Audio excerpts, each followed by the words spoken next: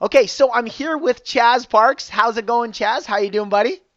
I'm blessed and highly favored, sir. Dude, same here, likewise. So Chaz and I go back plenty of years, and I'm gonna introduce first of all Chaz as a very good friend of mine, and also some guy who I look up to in the industry because he's a guy where he learns and he implements, but also pushes every single day. So out of any podcast that you're ever gonna want to listen to, make sure you most definitely listen to this one. And having said that, I definitely want to introduce Chaz. Chaz, first of all, let's start off by, if you don't mind, telling us a little bit about your background, about where you came from, and your upbringing all the way up to where you are now, and summed up, if you don't mind me going with there. Cool. I'm gonna rattle it off quick, bullet list style. But basically, grew up in North Georgia, in Dawsonville, Georgia, and in the country. Yeah, Growing up, mom and dad, we kind of like lived in poverty. This is the way it was, and it was like a pretty rough upbringing. We were always on some type of welfare or government cheese, and always getting handouts and this and that. And just throughout life, it was always kind of like a struggle and everything. Skipping through many, many years, basically, long story short, my mother and father, they both passed away. My mom died of cancer, 97. My dad died in 2005 from basically like smoking and drinking and addictions. Um, through my life, like I grew up and basically just saw the idea of like, hey, let's watch every single TV show that we can. Like, man, like sure. every single Cheers episode, Roseanne, you know, whatever it was, Saved by the Bell. I've seen them all, like all day long. That's what I do. So I never had like a role model for like an entrepreneur. Yeah.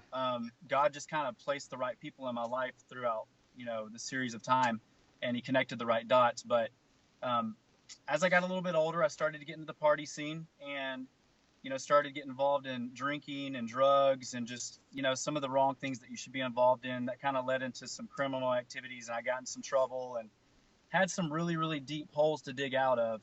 And the hole was so deep, basically I dug a hole from Georgia all the way to Australia. We had to stack it back up, and it took decades, many many decades, like tens of thousands of dollars, and plugging in with a local church. I was blessed to receive salvation. That was the big impetus and the redirection of my life. I Amen. was saved and by Jesus. And then at the church, I was approached by a guy with a business card, Hmm. and I got involved within the network marketing industry, and through that started to develop my mindset in a different manner. And I read a book called Rich Dad Poor Dad by Oh yeah. Robert Kiyosaki. Same. So that was a turning point for one. And then also being involved in network marketing, seeing these guys that were entrepreneurs who maybe have came where I've came from, maybe worse, but they didn't have to have any type of degree. It doesn't matter what color you are, where you come from, it doesn't matter. Like, it's all about what you put into it. So that kind of ran parallel into the opportunity that I was blessed with in the home security industry. Hmm. So prior to jumping into home security, I was, making my way through the restaurant industry. I probably had over 20, 30 jobs, and, moved into serving and fine dining, learning a lot about wine and culinary arts, and thinking that, making 1,000 to 1,500 was a lot of money. And it Yeah. was a lot of money at the time for a guy that had came where I came from. But I was putting in the hours, and going in at 3:30 p.m., sometimes getting off at 1, 2 a.m. Making that money was legit, but it was like it wasn't an equal balance for my time for the money. Yep. So things had I've been fired from jobs. I've been laid off. I've lost jobs, and just like never wanted to be told that I was going to lose my job. I wanted to have control of it. So through the network marketing company I was with, I started to put some hooks out because my mindset was developing. I was saying, hey, listen, guys, I'm looking for a different opportunity. I don't have a college degree. I don't want to go to college. I don't want to go in debt to get an education. So a guy named Chris Munizzi, I had reached out to him. He's in the home security industry, and we started connecting the dots. Selling security systems. I linked up with a girl named Holly Mancini down in Florida, and then from there I started transitioning in slowly, but I Hmm. kind of tippy-toed in. I dibble-dabbled a little bit. I'd go in, and then come back out, go back into the restaurant industry because I didn't fully commit. Hmm. So ultimately, you want me to tell you where I'm at now, or you want me to hold off on that? Yeah, if you want, it's up to you. Just that's a free call, so let's free fall. I mean, going all over. So this isn't. I don't want to have it to where it's structured so much to the point where Yeah, yeah, literally let's have it as natural as possible. Do what you want, and cool. we'll go back and forth. So I mean, the deal was to try to find out how to transition from the restaurant industry Hmm. over to home security sales, door to door, or some type of door to door sales. Um, in this industry, it's sometimes kind of difficult to find the right mentorship. Yeah. And if you go and look on, YouTube, the person that you would find would be Paul Shakuri now. But before that, there really was nothing going on. Yeah. So it's really cool that you got that niche in the market. But so through that, I found you somehow. I can't remember exactly, Yeah. but landed and ended up getting your door to door mastery series training program. Sure. And And just to interject there, and this is maybe somebody's thinking of something that they want to create or do. And just so you know, the success I had from it, it came from giving unconditionally, which I posted today in the private coaching members area. It's the same thing with, like, I know you believe in your beliefs, is just like how we passed, you passed a friend of yours named Jay over to us, and now they're taking care of him all the way in Canada. It's like you didn't right, think, what's in it for me if I do this? Instead, you said, why don't I just go out, give unconditionally, and somehow God will place, something in my life. It just happens. So just so you know where it came from, I actually had my own security company out of Arizona at that time, and I was going through my videos that I was training for my personal staff. And then in the back of my head, I'm like, dude, this is like, I know my training because I've been doing it for so long. It's at that time it was probably around 8 years I was doing it for. I'm like, I guarantee you there are sales reps all over the world that don't have this exact same training. Why don't I just go ahead and upload a video and see if people interact with it and just help them out? And my friends were like, dude, you're stupid, dude. You're helping your competition grow. I'm like, listen, man, if the bottom line at the end of the day, if you're focused too much on your competition, you're not focusing on yourself. Instead, upload it. And it was unreal. It just took off right away. People like, oh my God, where can I get more? I'm like, hey, and I was at my company actually helping other people in their reps. And I wasn't like recruiting them. I don't really say, hey, come work for me. Come work for me. By default, they're just like, hey, why don't you just, do you have anything for me? Can I come? And I was blessed, and as such, it's grown now to over 10,000 people. So, yeah, awesome. but yeah, just to kind of give you some insight. So you were one of the first people as well that we many years back, I think it was 3-4 years ago, that I engaged with. And do you remember where the membership area started from? Back when it was just in its infancy, and then now we've even upgraded it, and we're continuing to grow it and grow the program itself. So yeah, sorry, to just wanted to point that out.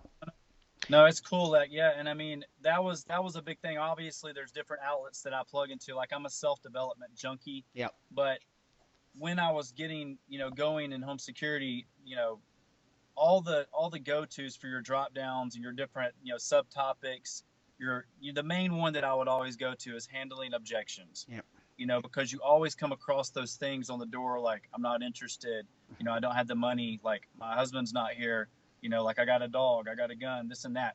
So, like, you just address those so clearly to where that I took it and put my little spin on it as well. Yep. And where most guys would kind of walk away and step onto the next door with their tail between their legs, I'm going on up in the house. We're getting in the house. Sure. Through that, basically my mindset started to develop, and the skill to do comes from the doing, right? So I just kept on doing it. I kept on getting out there, knocking every single day and making it happen. And I was in a fine dining restaurant. I was the captain over there, making legitimate money, but I stepped out for the last time and I said, this is it. I'm not going back. I'm not looking back. And I didn't.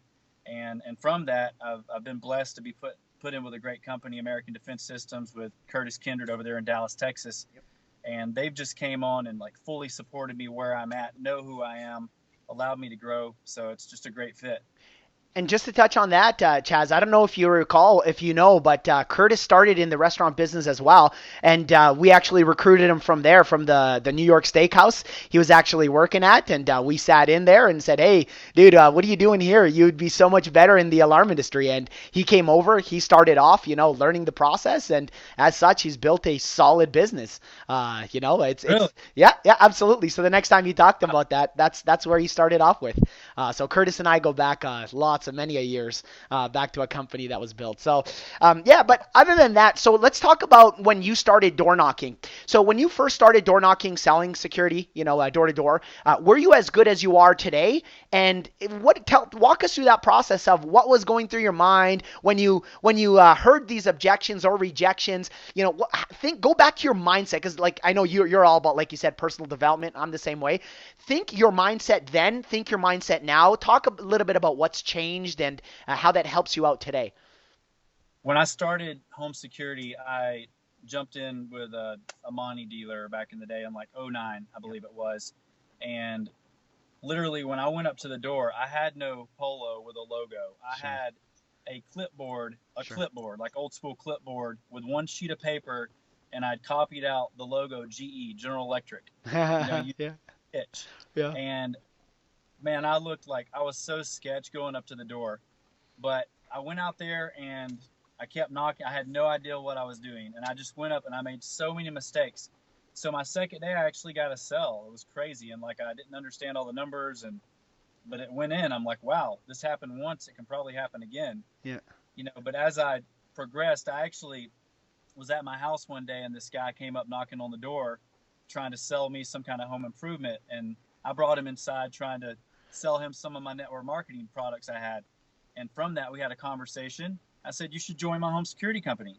And then he came in. I Yeah. had no type of overrides at that point off of the guy. Yeah. I just basically recruited him Yeah. to pick his brain and learn how to do door to door. And that's kind of where it started off. So, I mean, like, at that point in time, literally, my back was against the wall. I Yeah. had been terminated from a job because there were some haters inside of the restaurant, basically, long story short. Terminated from a job in a really bad position financially. I needed that money. I needed to have that money. I needed to get a sell. Yeah. And there's a lot of guys that I, meet with. Sometimes I'll onboard some of the guys, and they have this fire inside of them, this entrepreneurial drive, Yeah. and they're hanging on to the 9 to 5 or their $500 a week job, their job security, which is a job liability, Hmm. really job liability, really. It's a job liability. But what I try to encourage people to do is that you have to develop the skill set. You have to become a student. You have to walk it, talk it, eat it, breathe it. You have to like completely engulf yourself with it. You have to like psych out on it. I mean, Yeah. I literally go on YouTube and I'll look at our equipment as 2 gig technologies. Sure. I want to know every single spec, Yeah. every single detail from a technician standpoint, from a sales standpoint. I want to know every single detail of the competitors' products. Yeah. I want to know what's going on with these different companies in the industry. Yeah. I want to know what their prices are, what their equipment is. I want to know every single thing about it, because confidence comes from knowledge. It does. It does. And if you don't have the knowledge and understanding, sometimes it can be a little intimidating. So when you're starting off, I can just encourage people to become a student, but don't just treat this as like a hobby, or as like I'm going to try it out for like a couple months or something like that.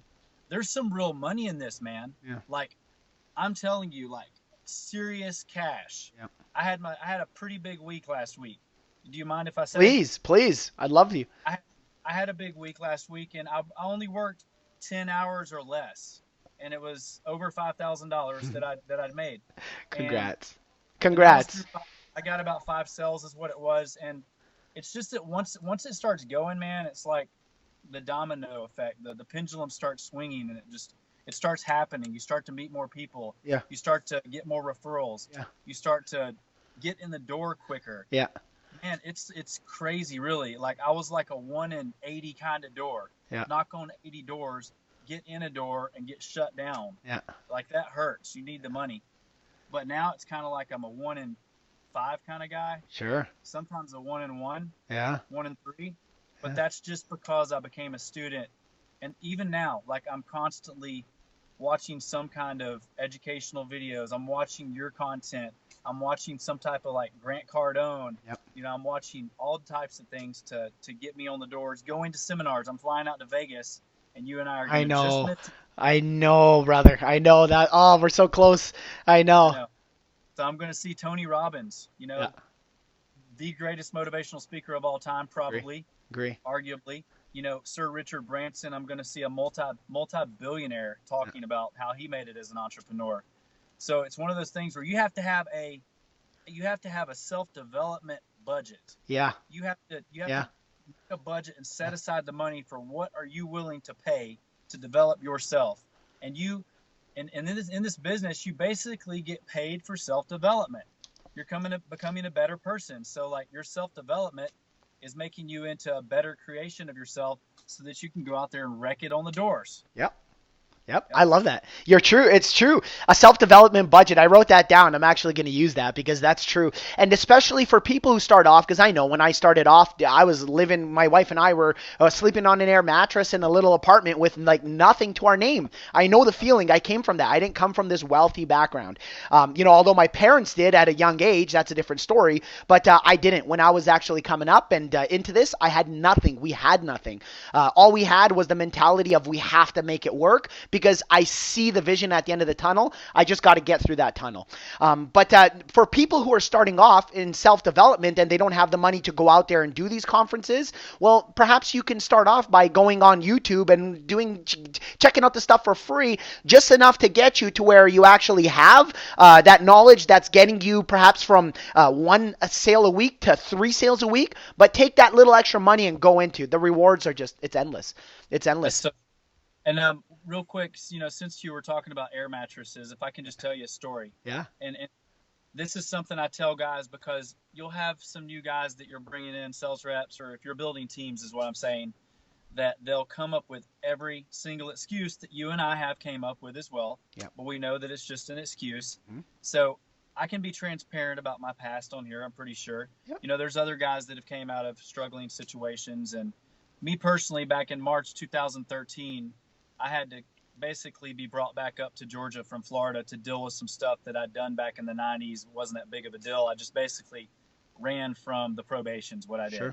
Sure. So I got slammed down for 40 months in the penitentiary. Jeez. It's a long time, man. It's a long time. So I got out, and when I got out, I literally had one bag of clothes left over from all that time being, locked up. Wow. And I ended up being basically forced to stay in Atlanta, Georgia. So the probation officer said, if you keep your nose clean, we'll take you off the probation after a certain amount of time. They said no less than 6 months you have to stay in Georgia. I'm like, well, Tampa, I've lived in Tampa 6 years. That's where all my friends and my community and my church is. Yeah.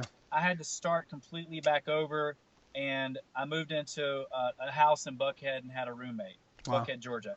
And in the house in Buckhead, I found a decent rental agreement with the last little bit of money that I had. Wow. I literally had no car. I had multiple suspensions for DUIs, 5 years on top of 5 years. So I had to make it happen. So I literally slept on the hardwood floor, and then I was able to buy an air mattress about that thick.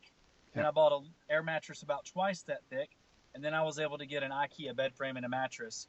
Now I've got like a $6,000 bed. I mean, I'm just saying all that to say that there's places you have to step out of sometimes, but the struggle was real for me because I was doing door-to-door sales, right? Yeah. I was doing door-to-door in 2009 before I got locked up. Now I'm back in Atlanta, and I want to go back into door-to-door. I don't want to go back into the restaurant industry.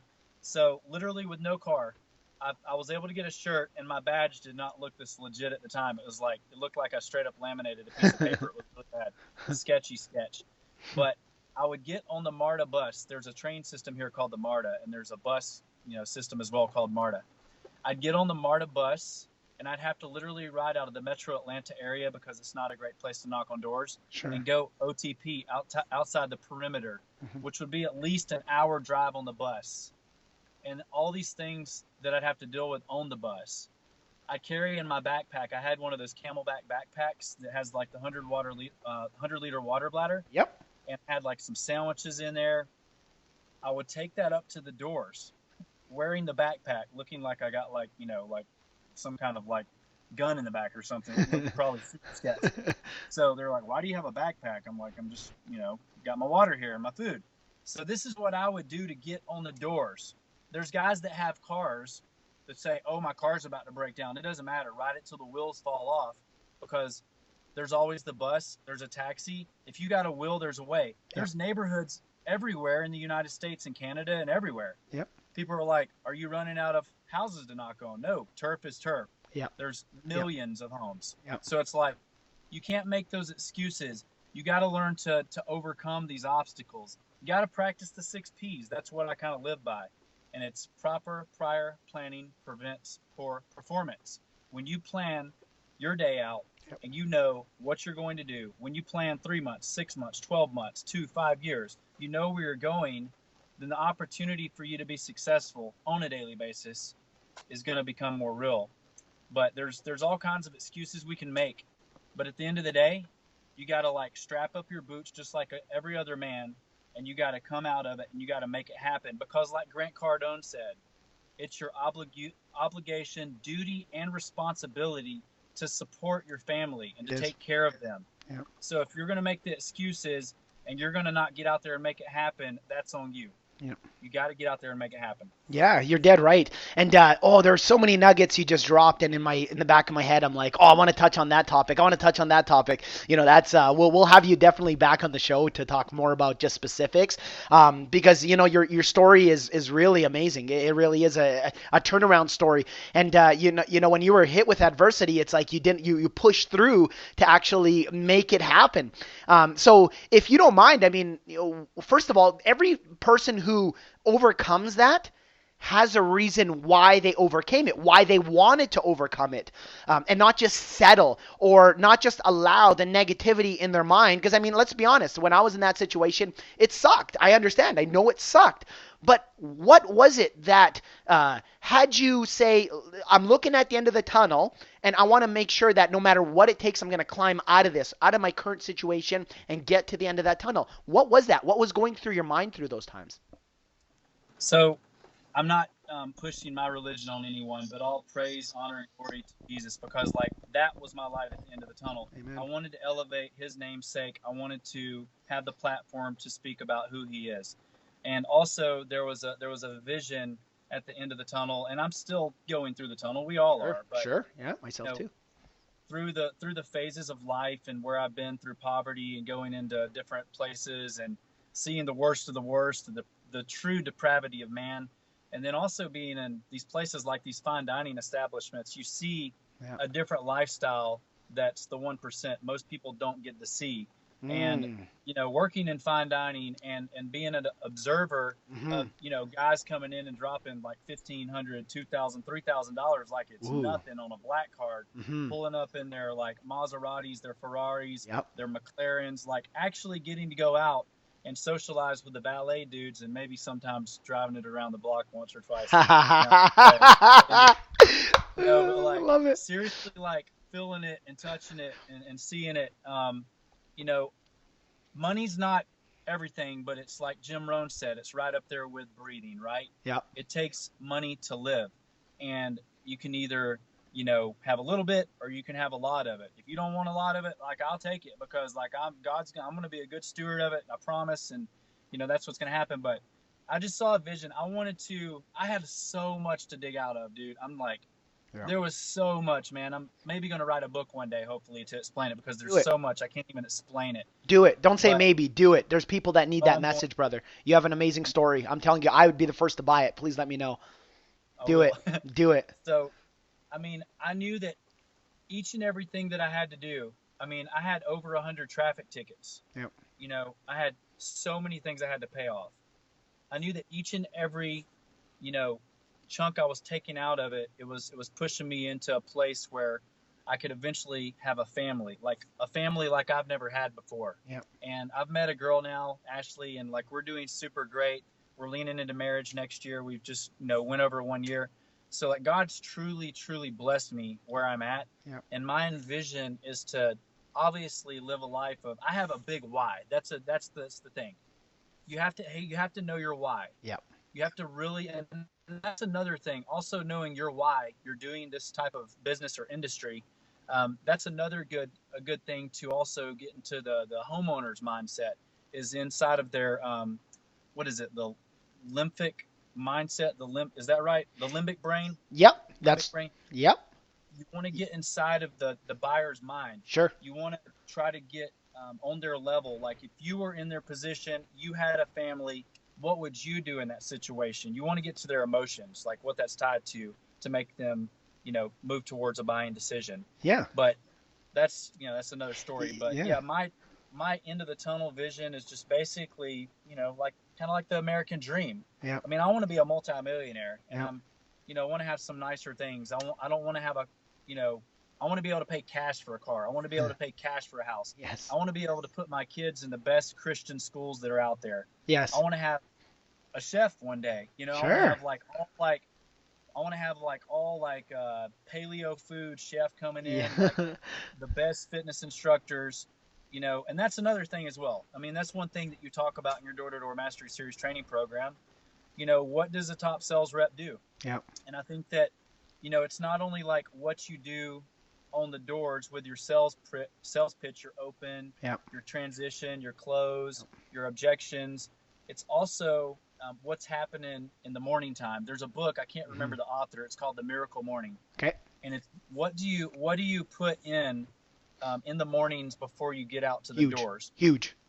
Do you have with me in the back of my car? I'm in my car right now. It's like pouring rain. I'm actually about to hood up. I got a rain suit. That's another story too. I'm about to go knock on doors in the rain. Don't make excuses. That's right. In the back of my car, I have my food preparation bag. I use a 6-pack bag or 6-pack fitness bag. It's actually got meal preparation slots inside of it. So the guys that don't get out in the turf, and they go out maybe like they're knocking till 2 o'clock, and then they go to the restaurant for an hour. Yeah. They go to the gas station and they're eating these like nasty carbs, like these egg sandwiches with white bread, Yeah. or something like packed full of GMOs. Yeah. So those are the guys that are going to get sleepy earlier. They're not going to have as much energy. Yeah. They're leaving in prime time to go out and eat. That's when you could be getting another sell, another 2 cells, getting a referral, making something happen.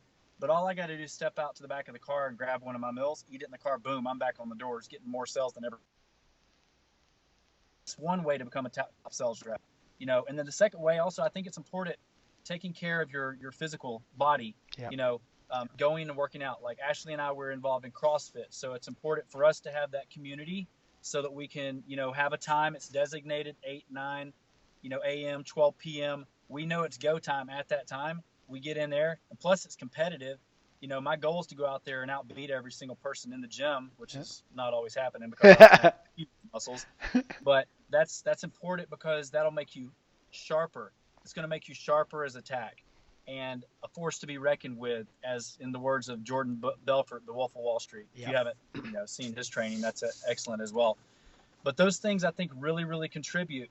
Coming up to the doors when you pull into a neighborhood, not sitting there checking your Facebook and your Instagram and making a cool post and, like checking your emails, but like jumping out of the door with enthusiasm and busting it out, getting up on the door. I'm getting a sell on first door. I'm getting a sell on the first door. This is the things you train in your door-to-door mastery. I'm telling you, dude, I'm telling you, it's scripted. You're training. I'm like, I sort of got in my head. I'm like, dude, it's to a T. If you watch this freaking video, if you listen to this podcast, like, there's so much I like want to just, oh, dude, let's go further with that. That'll be another time. And I actually want to reach out and talk to you about something that we'll do off air. But yeah, Right. let's continue to keep up. This is going. If you don't mind me asking, though, one thing I want to talk to you about is the struggles that you go with today. Like, I understand when you got started, you had different types of struggles than you're going through today. The first question I want to ask: do you get rejected at doors right now? Like, does anybody reject you? Do you get rejected? Oh yeah, definitely. I mean, there's most of the rejection comes from in these areas, there's certain people, Sure. demographics that would prefer to go a simpler way or to use certain types of home security equipment that would be a DIY, do-it-yourself type system or something like that. So they're super frugal. They're super like they're going to try to Jew you down as far as you can. No Sure. offense. And those things right there, most people, they kind of would step away from the door. But what I've come to find is the biggest rejection is not knowing your opponent, not knowing the other companies. Because right now I'm sitting in a neighborhood and it's all new construction, which is where I really excel in. I go into an area where there's new homeowners moving in. Maybe some people been there for 6 months, a year. I go in and I try to find laydowns is what I do. Really? Try to find laydowns. Okay, cool, interesting. I mean, How do you find a laydown? Well, I mean, now you want to understand your turf, and I use a great app and Spotio app, and I'm sure there's other ones as I know well. the owner, Trey. Okay, cool. Yeah, yeah, that app. I was using an Evernote app, just basically typing in like, 1234 Smith Road. Hmm. But now I can use that app, and I can simply drop a pin on the house. It populates automatically with the address. I can label it with a tag. Either it's a lead, no solicitation, meaning don't go back ever. And there's some people you just don't go back to. You Very just true. kind of got to give up on, or it's maybe it's a new house that's vacant, no one's moved in yet. Maybe it's a recent move in and they were not home. That way, when I'm coming back, I can retrack it out to make sure that I'm talking to people that I didn't get to engage with the first time. And the way that I really do this now that I have this app, but before, the app also, it actually will do an overview of a certain area, so I can see like the thousands of homes that I've knocked on in certain neighborhoods and zoom out and then zoom in closer like to where I'm at that current time. And I personally, I look for big dirt spots on Google. Hmm. There's big dirt spots, and sometimes those big dirt spots are brand new neighborhoods where maybe Google just hasn't updated it with their satellite yet. So I go in there and there's like 100, 200 brand new homes with hardly any security systems. So I go in there and start knocking it out.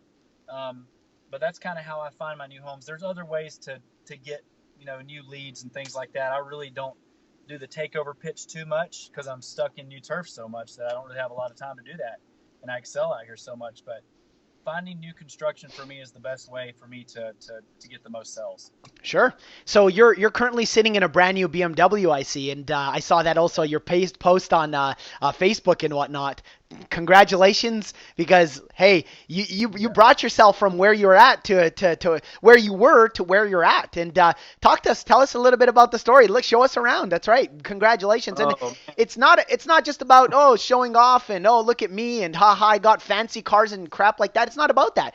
It's about what you accomplished and oh, when the feeling. It just talk to us about the feeling. Tell us about your car. Tell us a little bit about that. great story. Inspiring. So, but yeah, I saw the Beamer that you posted before, and I was Yep. like, that's cool. I was always on like the Mercedes side for some Hmm. reason. I think the network marketing company I was with, they gave away like a free Mercedes or something at the time. Yep.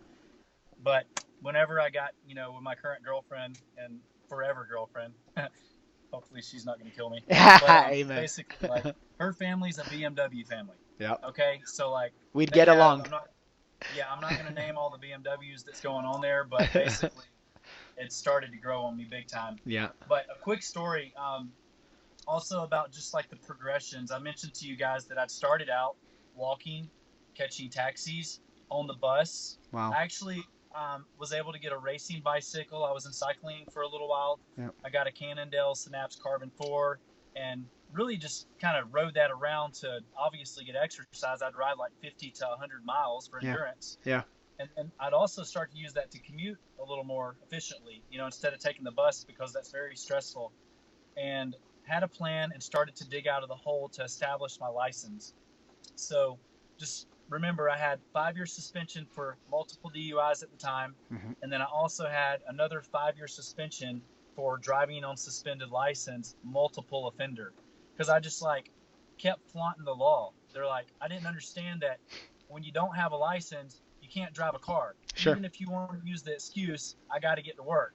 Well, I didn't have a work permit. Yeah. So I dug the hole deeper and deeper and deeper for flaunting the law. Sure. Anyway, so I eventually grasped it. I understand that that's not going to be the way to get to the end of the tunnel with the American dream and, go to bigger places. So anyway, long story short, basically I reestablished my license after all this money was paid. Once I got the license, I was in a restaurant. There was a guy in my discipleship group that I was a part of. Him and his wife and family, they blessed me with this piece of crap. No offense, Dwayne McGlamory. They blessed me with this piece of crap Ford Windstar van. Wow. It was ugly. I And I know had them. to, yeah, it was bad, dude. It was like a 1992 or something. I had a So I Chrysler, had so to, don't worry. We're in the same boat. Sorry, but I have to say that I picked it up for $250 at an auction. Believe it or not, there was no oil in the van. Like I literally drove it like crazy, and I'm like, hey, maybe I should get this oil change. I go there, and they're like, dude, there's no oil in the van. I'm like, you got to be kidding me. But this thing wouldn't break down. I don't know about yours, but it's a Chrysler Plymouth something. I forgot what it was, but sorry, we share the same. Yeah, No, background. cool. Like, yeah, air mattresses and vans. We share the same things. No, but like the van, the two back windows, like I was maybe driving a little bit too fast backwards one day, so both of the back windows like bashed out while it was raining, and I was in turf knocking. It was a bad situation, Hmm. and the van would slip out of second gear. It was an automatic, and it was just bad. Plus, one of the requirements for me to get my license back completely with no stipulations for the DUIs was that I had to have a breath interlock device on the van to start it, Yep. and to drive it. While you're driving, you had to blow into the device Hmm. for 1 year. Hmm. Through that year, I started knocking on doors, Hmm. and this was at the time I was still like dibble dabbling. I went and knocked, and it got cold here in Georgia. That's another thing. Like here in Georgia, it's not like Canada, I'm sure, but like it does get cold. Yep. So like a lot of guys like to stay off the doors in the cold, but at the time I was one of the guys. So I ended up going back into the restaurant industry. The van was about to explode, Holy. and I was like, God, like I had to be at this restaurant at 3:30 p.m. I'm like, this entrepreneurial flame is burning inside of me. Like I've got to get out of here. This is awful. So like all that was happening at the same time. My best friend Rob, he's my man. He's one of the greatest friends ever. I met him about 10 years ago, and he's one of the biggest reasons why I am where I am, among the other names that I mentioned. He actually fronted me a Nissan Maxima 2002 for like $3,000 and let me pay him like $125 a month to pay it off. Hmm. I started driving that, had the breath interlock device transferred because I had a couple of months left on the 1 year requirement. That car was about to explode, but I finally stepped out in the home security for good at that time. Hmm. I was driving that around, paid it off completely, finally, paid off all my debts. I had tens of thousands of dollars in debts to Hmm. reestablish my credit, which actually just hit like a 729, which is unbelievable because That's about a awesome. year ago it was like a 500 and something. That's awesome, Uh, brother. yeah, so the Nissan Maxima paid that off, and then about the time it was about to explode, the alternator went out. I pulled up into a Hyundai dealership with one of my closest financial advisors, and also if you're in car sales, highly recommend you to go and check out a guy named Jonathan W. Dawson, and he's the number one car salesman trainer in the world, and he has a company called Cellcology. He's my financial advisor, and he's a believer in Jesus. So those two things are amazing. Amen. So he pulled up in there with me and advised me on the Hyundai situation. It was a step out in faith because I was paying $636 a month with a 23.3% interest rate. So it was like I was not, liking that, but I advised with Jonathan W. Dawson and also my business partner with the network marketing company, Calvin Becerra, and a couple other people. They said, dude, you got to pay your debts, man. You got to reestablish your credit, make it happen. So I pulled the trigger and boom, I drove it for about 14 months. Um, got the interlock device off and everything off the Maxima, and didn't have it on the Hyundai. And then that's when Curtis Kindred approached me. I was with a previous company. It wasn't going so well. I wasn't getting the support I needed. Curtis Kindred reached out to me and he said, "Hey man, let's make it happen. Ready to rock and roll with you. Yep. Let's expand." And just started working it over here, man. And like the communication's amazing with American Defense Systems. Yep. The guys, like, what was really big, and little plug for American Defense Systems and that company because they blessed me so much by just allowing a guy like me to come in Amen. to work for their company. Yep. The guys, like a lot of guys in the industry, Mm. they'll quote you like a higher multiple. If you don't know what a multiple is, then a multiple is a way that you get paid. Sorry, home security dudes, I'm revealing the secret. Anyways, the deal is sometimes with that, there's some smoke and mirrors to it, but there's also some other fees that you're not aware of. Yes. And the thing with Curtis Kindred was that the big thing was the communication. Yep. And the integrity. There's other companies that have the A+ rating on the Better Business Bureau and all that good stuff. That's great to check off. But at the end of the day, for me, it was more than multiples. Like I'm even willing to pay a lower multiple Yep. just to have the proper things that I need to go out and do business on a daily basis. To get a lower multiple, you mean? Yeah. Yeah. Yeah, exactly. So like Curtis, he sent me a business in a box. He's in Texas. I've never met the guy. Mm-hmm. But I mean, we communicate every single day. Little things that I wanted: a hat, I wanted a shirt, I wanted a badge that looked legit. Yeah.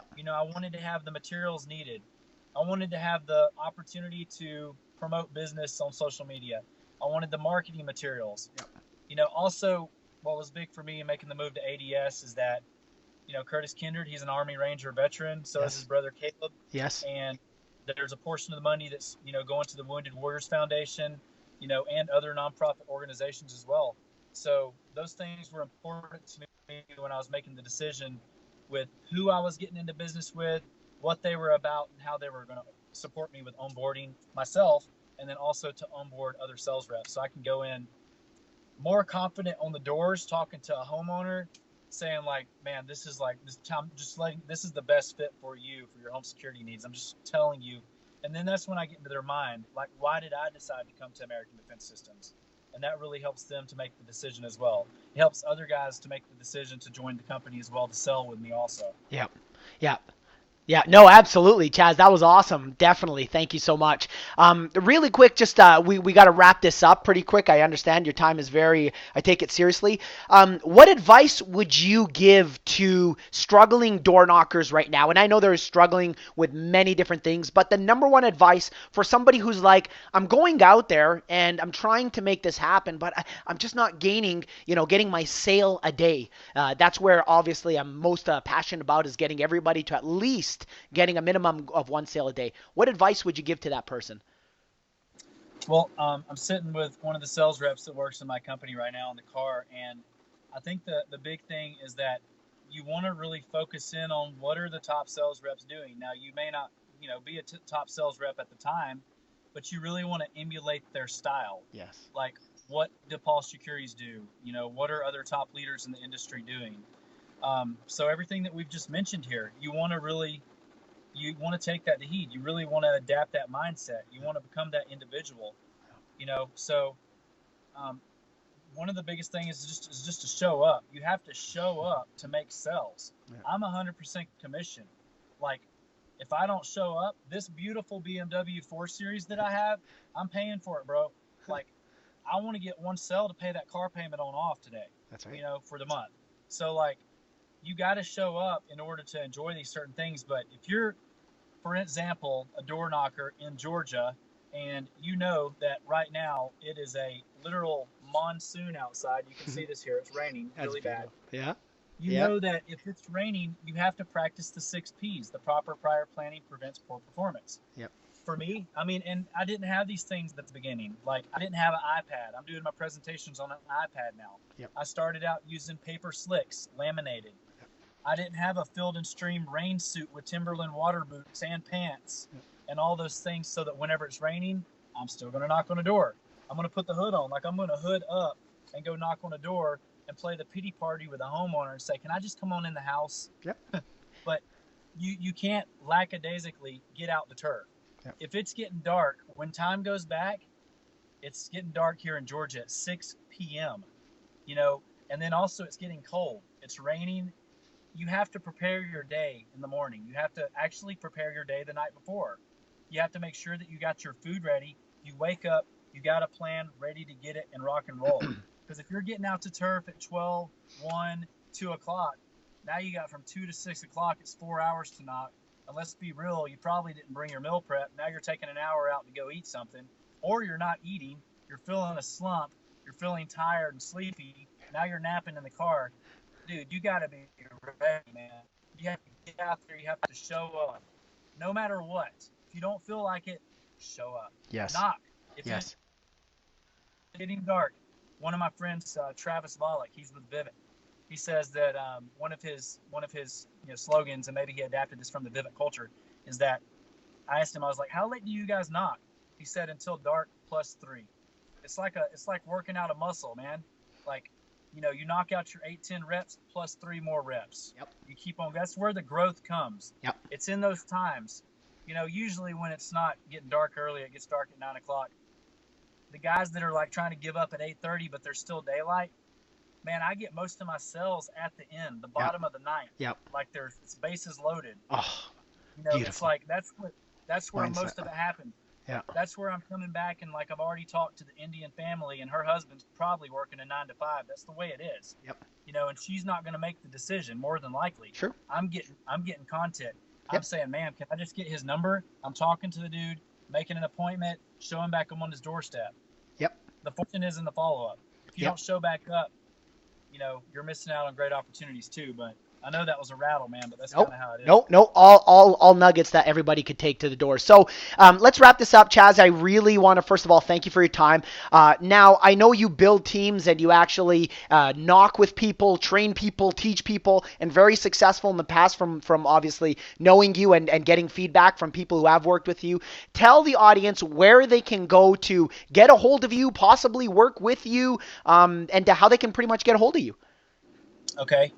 Well, social media is big. So Facebook would be underneath Chaz Parks. That's Chaz Parks, and then it's going to say Charlie. That's my kind of real name, going on there. So you can go there and find me on Facebook. I don't mind people reaching out to me. You can, first off, it's going to be a Google Voice number because there's no telling who may contact you. Yes. My Google Voice number is 813-444-9251. But that comes straight through on my cell phone, just like my normal phone number. I'm just gonna screen it real quick and make sure it's not some kind of weirdo. Yeah.